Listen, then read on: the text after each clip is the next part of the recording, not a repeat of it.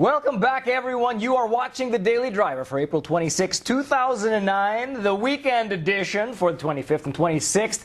I'm Philippe Kahn, and can I borrow your towel? My car just hit a water buffalo. I'm not normally here on Sundays, folks, but I've been away for so long, I missed ya. Felt like I needed to put something up here, some fresh content.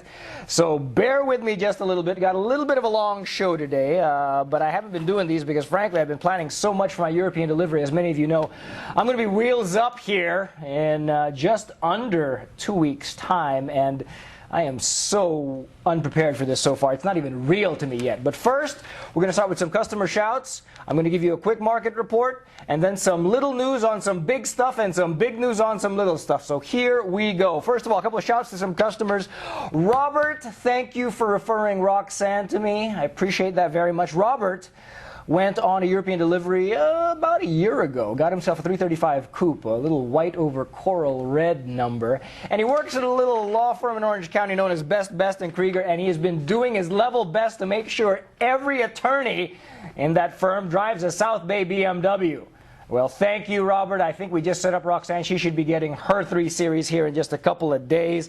Jason Lee, thank you for your business. He just drove off in an X5 35D, and I got to say, folks, that's the second diesel I've sold so far, and it makes me feel good to sell those cars. As you probably know, the diesels are BMW's version for a more fuel-efficient future, and at least until we get past this whole internal combustion engine thing. They're a key part of BMW's efficient dynamics plan, so whenever I get one of those diesels on the road, really actually feels pretty good. Jason, enjoy that thing in good health. And finally, Russ, good seeing you last night, my friend. I know times have been a little rough, but you're looking good, so keep it together, baby. All right. We're going to do a quick market watch report here, folks. I want to focus in on the 5 Series, specifically the 2009s. As many of you know, BMW's put quite a bit of marketing muscle behind this car for April and May. We've got $2,500 worth of lease or lease cash, which is applicable to both loyal customers and to Conquest customers. We got 0.9% financing on these cars, and we've got 2 payments for the first 2 payments up to $1,500 on those cars as well. Well, I'm happy to report that has worked to a very large extent. M5s and 550s are all but gone. I counted about 20 M5s and 30 550s in the entire state of California as of just a couple of days ago. And that's partially because of these programs, and partially because BMW flat out didn't make a whole lot of those cars, knew that demand was going to be a little bit soft on the big bad 5s, on the bigger, badder versions of the 5 Series. But even the 535s and 528s are getting in short supply. The 525s, I counted about 200 cars left in California, which is not a lot. That is not even a month's supply, really. The 535s are in a little bit of better shape, about 400 of those cars, so just over a month's supply for that car. Bottom line, folks, now is the time to pick one of these cars up. You got $2,500 worth of lease cash, 0.9% financing up to 60 months, first 2 payments on BMW, and the inventory is still decent. So you can actually find a nice car and get the right payment on it for the time being. All right, moving on now to some little news about some big things. And I'm talking about the X5 and X6Ms. Yes, ladies and gentlemen, at the New York Auto Show, at Shanghai, actually, in China, they have finally released pricing for these 2 vehicles. And I can tell you that the X5M is going to start at $85,400, the X6M at $88,900. And when you consider, price per pound, this might be the best value in the whole M lineup. How's that for a spin? Also, consider, folks, that these base prices do not include destination. They do not include the gas guzzler tax. They do not include any options. And just a quick thing, destination is going to be $8.25. Gas guzzler, these aren't Priuses. Sorry to let you know. This isn't part of BMW's efficient dynamics plan. You're probably going to be looking at $2-3 grand in gas guzzler, and there is going to be a short but expensive option list a la M5 or M6. So I would expect most versions that you're actually going to see on dealership floors are actually going to top 6 figures, just in the low $100,000 range.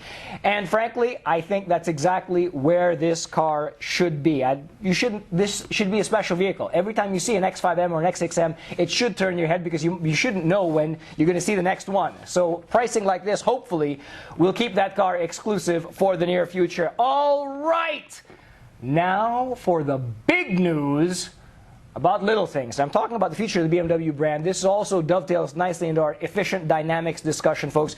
We're getting some confirmation of what have been up until now rumors on the internet about the future direction of BMW, and I'm talking specifically about their small cars. Starting off with the Z2. As many of you know, the Z4, which is going to be here very, very shortly now, has moved significantly up market with this generation. It's a bigger car, it's a much more powerful car, it's a much more expensive car, it's now made in Germany. So we're not going to see as many of those cars around, and they're not going to be as accessible as previous generations of the Z cars have, thus making room for the Z2.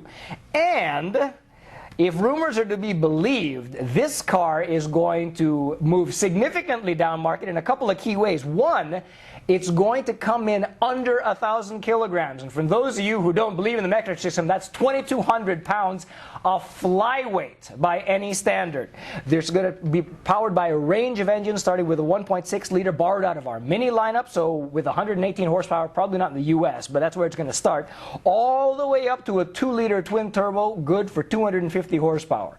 And I'm telling you folks, 2,200 pounds and 250 horsepower will put grins on your face like nothing else. That is Elise, that is Exige territory. If this thing handles as well as it looks and as well as the numbers look out. That's just one small part of the story, folks. The bigger part of the story is the automotive backbone that this car, the Z2, is going to ride on.